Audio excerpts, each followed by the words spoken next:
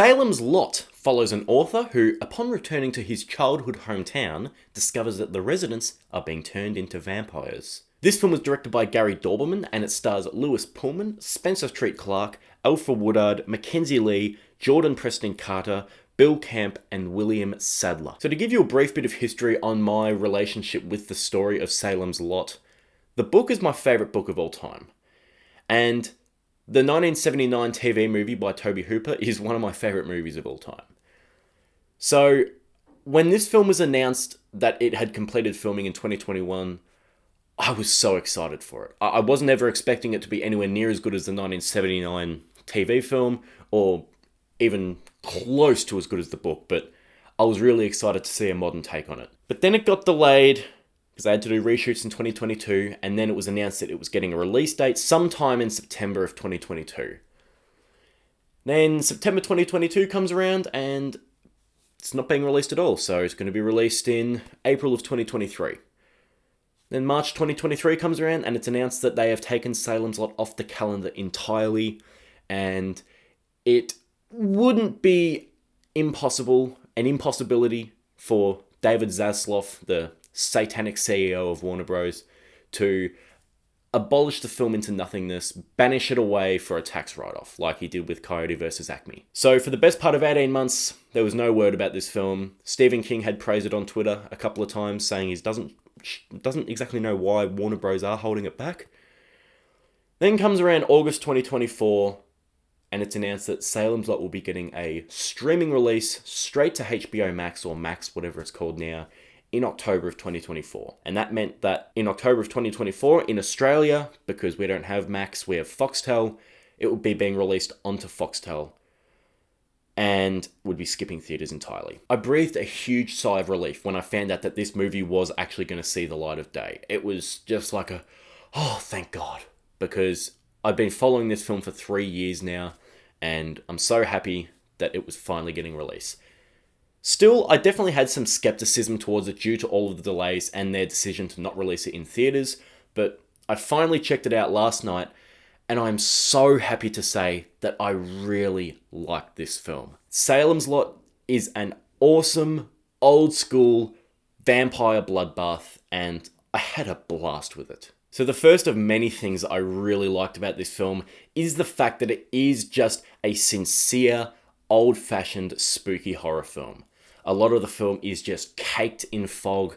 The fog is highlighted by the fake moonlight, which is just so cool and so gothic and so classic. There's even a scene where there's these characters walking around a haunted house holding candles.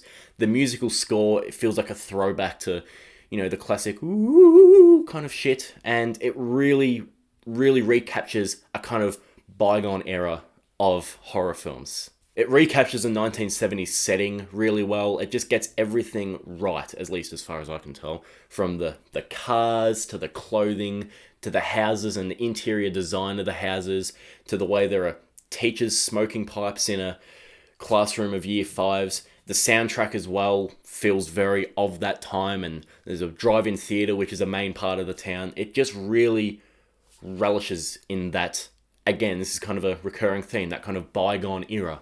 The stench of Twilight is finally gone. 100% gone. There is nothing cool or romantic about these vampires. They are fucking scary, evil bastards. And I loved it. And another thing that I loved about the vampires in this film was just how many of them there are. There are points in the film where you just get a pit in your stomach. It like pans up and shows them all and you're like, oh, shit. They really do seem threatening, not only by their awesome design, but just by numbers as well. There is so many well-crafted scares and legitimately creepy scenes in this film too. There are some actual jolts and freaky moments. Genuinely, one part stood the hairs up on the back of my neck. It's a creepy film and it succeeds at being scary. It's also very bloody too, which I love.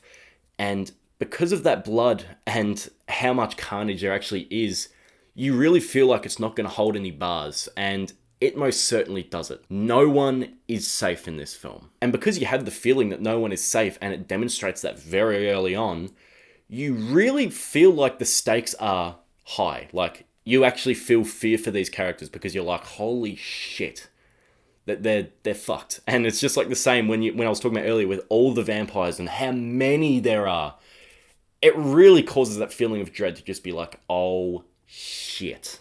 Gary Doberman does a fantastic job here. He knows how to create an atmospheric film. He did it really well with Annabelle Comes Home, but he does it so much better here. He just knows how to give it a memorable look.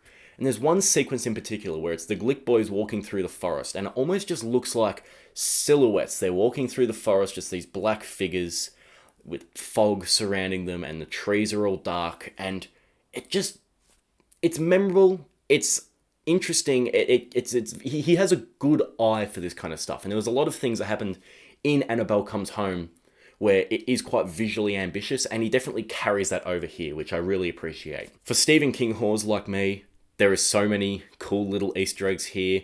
Not really that consequential to the plot at all, but just something that, you know, makes my nerd brain go tick. The performances all across the board are really solid, but Jordan Preston Carter as Mark Petrie is the standout here. This kid is insane. I love him. He's a great character in the book. He's great in the 1979 film. I think this is my favorite iteration of that character, and that's saying a lot because he's one of my favorite Stephen King characters. He knocks it out of the park. Alfre Woodard is fantastic. She's always great. She really brings that kind of sense of control to the film when they're in a situation that is basically uncontrollable. And to see that slowly slip over time, she does a really good job with that. Lewis Pullman, I think, was cast really well. At first, I wasn't too sure, but then the more I think about it, he is a book guy, he's an author, he's a bit of a nerd, and he definitely seems like that. But as things get more tense and dire, he really rises to the occasion in ways that you don't really expect, which I like about that. Bill Camp is great, as always, and Pillow Asbeck, the guy that plays Straker, I'm sorry, I don't know how to pronounce that name. The guy that plays Straker is terrific. He's charmingly creepy. I really like him here. He's a younger version of Straker. He's a different version of Straker, but he ticks the boxes. He's not James Mason, but that's not fair to compare. He does everything really right. The set pieces are brilliant. The Marston house looks terrific, both the exterior and the interior.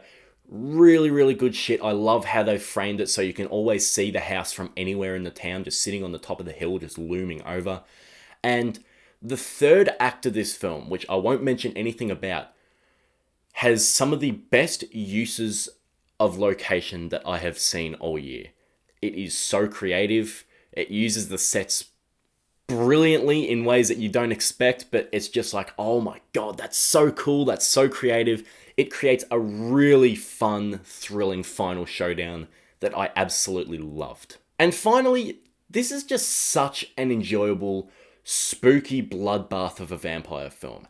It's not trying to change the world or bring anything overly new to the genre. It's a throwback film, but it's just so much fun. I had an absolute blast with this film, and it's definitely one that I can see myself rewatching every time it comes around to October and spooky season, because it just has that vibe, and I loved it. Still, I do have some problems with this film, and the main one for me is the runtime. So this film is an hour and 53 minutes long, and my copy of Salem's Lot, the book, is nearly 700 pages. That's not enough time to fully capture the scope and slow-building dread of the novel. So that's a problem that I knew I would have before the film even came out. Just when the runtime was announced, I was like, there is no way that this is going to be the definitive adaptation of the book. It's definitely going to cut corners in parts, and it certainly does. As I said, it doesn't capture the entire grand scope of the book. It's not an epic downfall of this town like the book is. You can definitely tell that the story and the characters were shortchanged in points. So while the performances are all great, I feel like I wanted to know a little bit more about the characters. And the thing is because I've read the book a couple of times now, I already feel like I know these characters, but looking at the film by itself, I realize that you don't really get that much. So that will be a problem for people who haven't read the book, I would think, and I definitely noticed it. Not a big problem for me because it is just so focused on giving you an old-fashioned spooky thrill ride. But as I said, it shortchanges on the story and the characters in points, and it would have been really nice if it just let the tension simmer a little bit more. There are some spots where it's just like, I'd like to sit for a little bit. Just let the tension build up. Let the story breathe a little bit. So overall, I really loved this film. I had an absolute great time with it. Some people aren't liking it because it isn't trying to be the definitive adaptation of the book. And I can understand that. But at the same time, if you want the definitive screen adaptation of the book, you can just go and watch Tobe Hooper's film. I think that this does what it sets out to do at creating a really intense, fun, gory vampire thrill ride with a shot of 70s nostalgia. If you go in expecting that, you're going to get it. If you go in expecting the, as I said, definitive, ultimate adaptation of the classic Stephen King novel, you're not going to get that. So Salem's Lot, I'm so happy to report, it is worth a watch. And if it gets a physical release, it's worth buying. Thank you so much for watching my review of Salem's Lot. What did you think of this film? What do you think of the novel? What do you think of Tobe Hooper's film? Let me know in the comments, and I will see you all later. Bye.